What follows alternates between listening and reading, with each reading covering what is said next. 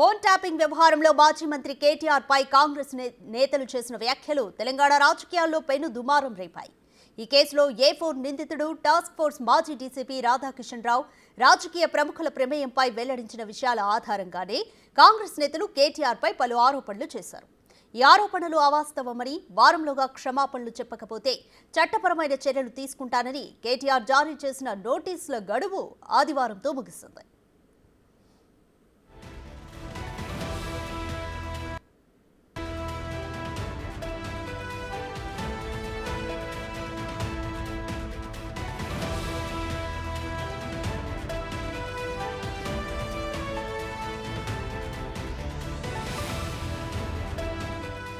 కాంగ్రెస్ నేతల నుంచి ఎటువంటి సమాధానం లేకపోగా కేటీఆర్ బెదిరింపులకు భయపడేవారెవరూ లేరని తిప్పికొట్టారు. దీంతో నిన్న తెలంగాణ భవన్లో న్యాయ నిపుణులతో కేటీఆర్ భేటీ అయ్యారు. మరోసారి కాంగ్రెస్ నేతలకు నోటీసులు పంపాలని కేటీఆర్ భావిస్తున్నట్లు తెలుస్తోంది.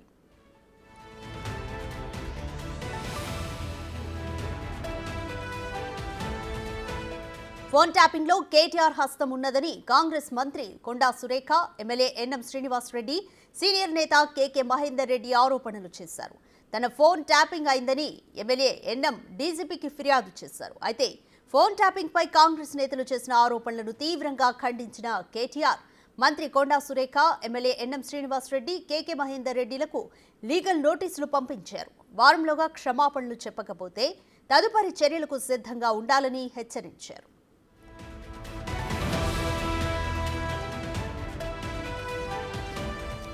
ఫోన్ ట్యాపింగ్ వ్యవహారం మాజీ సీఎం కేసీఆర్, మాజీ మంత్రి కేటీఆర్ చుట్టే తిరుగుతోంది. వీరిద్దరి ఆదేశాల మేరకే ఫోన్ ట్యాపింగ్ చేశామని రాధాకిషన్ రావు విచారణలో వెల్లడించారు. సినీ హీరోయిన్ల ఫోన్లు ట్యాపింగ్ అయ్యాయనే వాస్తవాలు వెలుగు చూడడంతో ఇలా ఫోన్ ట్యాపింగ్ చేయడానికి సిగ్గులేదా అని మంత్రి కొండా సురేఖ ప్రెస్ కాన్ఫరెన్స్లో నిలదీశారు. పరువు ఉన్నవారు పరువు గురించి బాధపడాలి కానీ తెలంగాణ పరువును బజారు కీడ్చి నోటీసులు పంపుతారా అంటూ ఘాటుగా విమర్శించారు.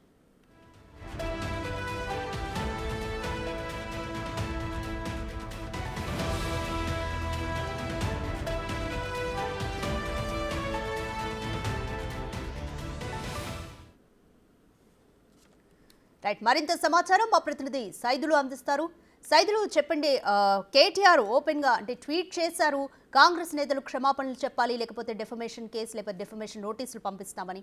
సో మళ్ళీ నోటీసులు పంపించే యోచనలో ఉన్నారా? కాంగ్రెస్ నేతల నుంచి ఎటువంటి రెస్పాన్స్ లేదు కదా? తప్పకుండా రాధిక, ఎందుకంటే నిన్న న్యాయ నిపుణులతోటి కేటీఆర్ తెలంగాణ భవన్లో భేటీ అయ్యారు.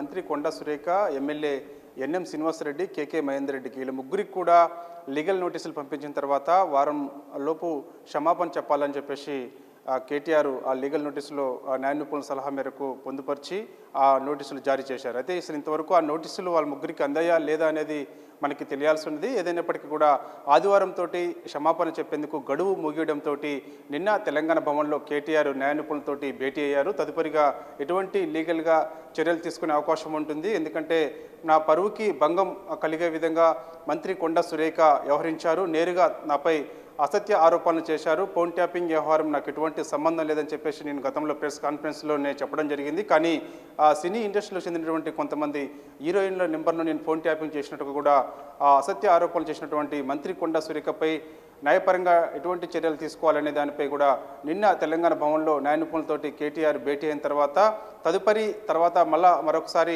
లీగల్ నోటీసులు అయితే జారీ చేసే అవకాశం అయితే కనిపిస్తుంది. కానీ ఇప్పటికే ఈ కేసుకు సంబంధించి అధికారులు గతంలో పనిచేసినటువంటి ఎస్ఐబిలో పనిచేసినటువంటి మాజీ డీసీపీ రాధాకృష్ణరావు చాలా స్పష్టంగా తెలియజేయడం జరిగింది.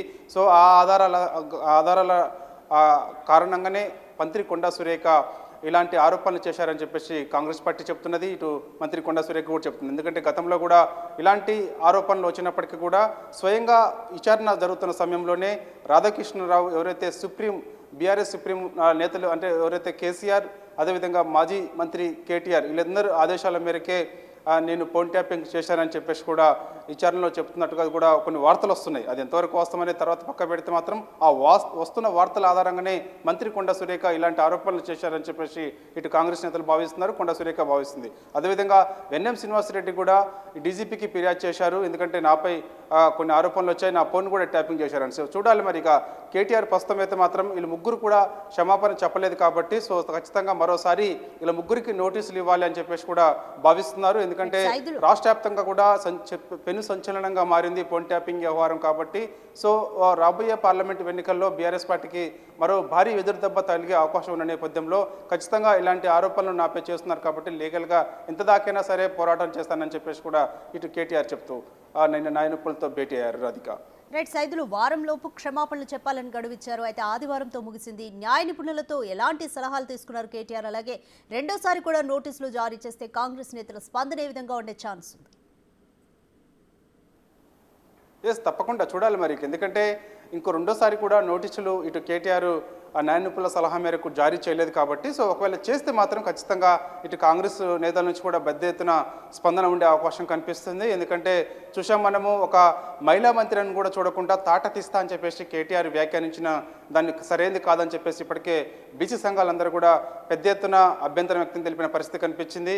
ఎందుకంటే వెంటనే మంత్రి కొండా సురేఖకు క్షమాపణ చెప్పాలి, మంత్రి కొండా సురేఖ కేటీఆర్ క్షమాపణ చెప్పడం కాదు, కేటీఆరే మంత్రి కొండా సురేఖకు చెప్పాలి అని చెప్పేసి కూడా పెద్ద ఎత్తున బీసీ సంఘాలన్నీ కూడా అభ్యంతరం చెప్తున్న పరిస్థితి కనిపిస్తుంది. డిమాండ్ కూడా ఎక్కువగా వినిపిస్తుంది. ఒకవేళ రెండోసారి కాక కేటీఆర్ ఇటు మహిళా మంత్రి కొండా సురేఖకి నోటీసులు జారీ చేస్తే మాత్రం పెద్ద ఎత్తున బీసీ సంఘాలు కూడా అభ్యంతరం తెలిపే పరిస్థితి కనిపిస్తుంది, నిరసన కూడా తెలిపే పరిస్థితి కనిపిస్తుంది, కేటీఆర్ని కూడా అడ్డుకునే పరిస్థితి కనిపిస్తుంది. ఎందుకంటే ఇప్పటికే ఒక మహిళా మంత్రిని కూడా చూడకుండా తను ఈ విధంగా వ్యాఖ్యలు చేయడం సరైనది కాదు అని చెప్పి చెప్తున్నారు. ఎందుకంటే ఆ విచారణలో భాగంగా కొన్ని వాస్తవాలు బయటకు వస్తున్నప్పుడు మహిళా మంత్రి కొండా సురేఖ ఈ విధంగా స్పందించారే తప్ప కావాలని దురుద్దేశంతో కేటీఆర్పై అసత్య ఆరోపణలు చేయలేదు. ఎందుకంటే విచారణలో కొన్ని పేర్లు వస్తున్నాయి. ఎందుకంటే సినీ ఇండస్ట్రీలో చెందినటువంటి కొంతమంది హీరోయిన్ల పేర్లు ట్యాపింగ్ చేశారని చెప్పేసి వాస్తవాలు అంటే విచారణలో వెలువడుతున్నాయి కాబట్టి సో ఎవరి ఆదేశాల మేరకు చేసి ఉంటారు? ఒక చేస్తే ఇటు కేటీఆర్ లేదా కేసీఆర్ ఆదేశాల మేరకు చేస్తారు తప్ప ఇంకా ఎవరి ఆదేశాల మేరకు ఇలాంటి ఫోన్ ట్యాపింగ్ వ్యవహారం అధికారులు చేయరు అనేది క్లారిటీ ఉంది. కాబట్టి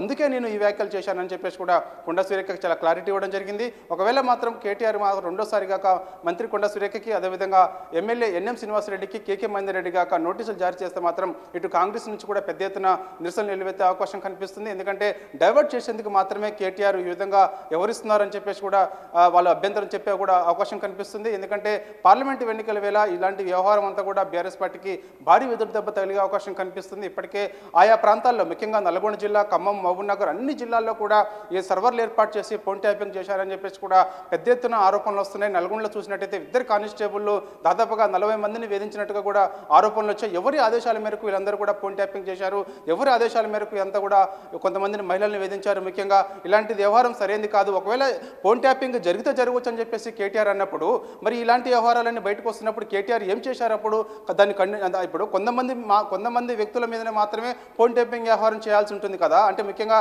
ఎవరైతే మావోయిస్టులు ఉన్నారో, ఎవరైతే దేశానికి సంబంధించిన కొంత భద్రతా విషయంలో కానీ ఎవరైనా ఇలాంటి ఉల్లంఘనలు పాల్పడితే దేశద్రోహం కింద ఎవరైనా పాల్పడే అవకాశం ఉన్నట్టయితే వాళ్ళ ఫోన్లు మాత్రమే ట్యాపింగ్ చేయాలి తప్ప మిగతా ఎవరి ఫోన్లు పడితే వాళ్ళ ఫోన్ ట్యాపింగ్ చేసే అవకాశం లేదు అని చెప్పి చెప్తున్న పరిస్థితి కనిపిస్తుంది. కాబట్టి ఇటు కేటీఆర్ చేసిన ఆరోపణలు ఏదైతే ఉన్నాయో 1-2 ఫోన్లు మాత్రమే మేము ట్యాప్ చేసాం అంటున్నారు. కాబట్టి నిజంగా 1-2 ఫోన్లు మాత్రమే ట్యాప్ అయ్యాయా, మిగతా ఫోన్లు కూడా ట్యాప్ అవుతున్నాయా లేదా అనేది కూడా దాని మీద ఎందుకు పర్యవేక్షణ చేయలేదు కేటీఆర్ అనేది కూడా పెద్ద ఎత్తున ఇప్పుడు విమర్శలు వస్తున్నాయి. సో ఒకవేళ అలాంటి పరిస్థితి వచ్చింది కాబట్టి సో తానే నేరుగా ఫోన్ ట్యాపింగ్ వ్యవహారం జరిగిందని చెప్పేసి కూడా అన్నారు. కాబట్టి తన మెడ చుట్టూ ఈ వ్యవహారం అంతా తిరిగే అవకాశం ఉండదని అందుకే డైవర్ట్ చేసేందుకే ఇలా నోటీసుల రూపంలో కొంతమంది ఎవరైతే ఆరోపణలు చేస్తున్నారో వాళ్ళపై భయభ్రాంతులు అంటే కొంత భయం గురి చేసే విధంగా ఇలాంటి లీగల్గా పోరాటం ఎంత దాకా చేస్తానని చెప్పేసి కూడా కేటీఆర్ ఈ విధంగా వ్యవహరిస్తున్నారని చెప్పేసి కూడా విమర్శలు వెలువెత్తుతూనే చూడాలి. ఒకవేళ కేటీఆర్ రెండోసారి కాక ఇటు మంత్రి కొండా సురేఖకి, కేకే మహేందర్ రెడ్డికి, అదేవిధంగా ఎన్ఎం శ్రీనివాసరెడ్డి కాక రెండోసారి కాక లీగల్ నోటీసులు ఇస్తే మాత్రం